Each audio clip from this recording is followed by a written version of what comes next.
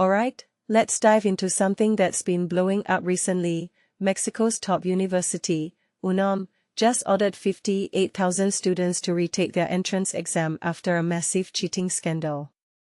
But here's the thing, this isn't just about cheating. It's about the collision of technology, education, and equity, and it raises some seriously thought-provoking questions. So, let's break it down. First off, what makes this really interesting is the scale of it. UNAM is Mexico's most prestigious university, and its entrance exam is notoriously competitive. We are talking over 150,000 applicants for just 21,000 spots. So, when the results came in this year, and 16% of students scored a perfect 100 or more out of 120, compared to just 3.5% in previous years, alarm bells went off. Personally, I think this isn't just a scandal, it's a symptom of a bigger issue in how we're adapting to remote education. Here's where it gets fascinating. UNAM tried to make the exam more accessible by going fully online for the first time. They even used AI-powered webcams with facial and voice recognition to prevent cheating. Sounds foolproof, right? Wrong. What many people don't realize is that technology can only do so much.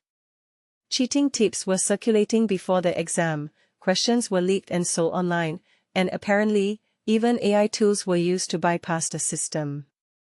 If you take a step back and think about it, this isn't just about students gaming the system, it's about the limitations of technology in maintaining academic integrity. One thing that immediately stands out is the pressure these students are under. Medicine programs, for example, saw a 30% spike in perfect scores this year. That's insane. In my opinion, this speaks to the desperation of students in hyper-competitive systems. When the stakes are this high, people will find a way to cheat, especially if the system isn't airtight. But here's the kicker, is it fair to penalize all 58,000 students by making them retake the exam? I mean, some of them probably played by the rules, and now they're being dragged into this mess. What this really suggests is that the problem isn't just about cheating, it's about equity.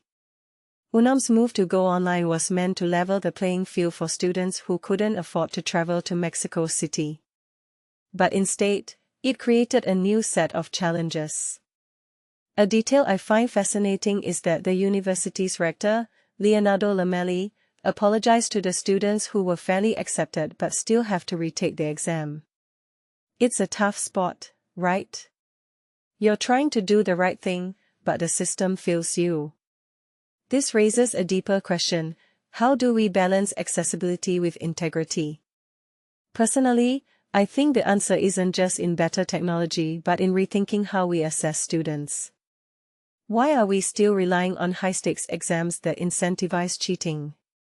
What if we shifted to more holistic evaluations? But that's a whole other conversation. The protests in Mexico City also caught my attention. Hundreds of students blocked major roads, angry about having to retake the exam. I get it, they're frustrated.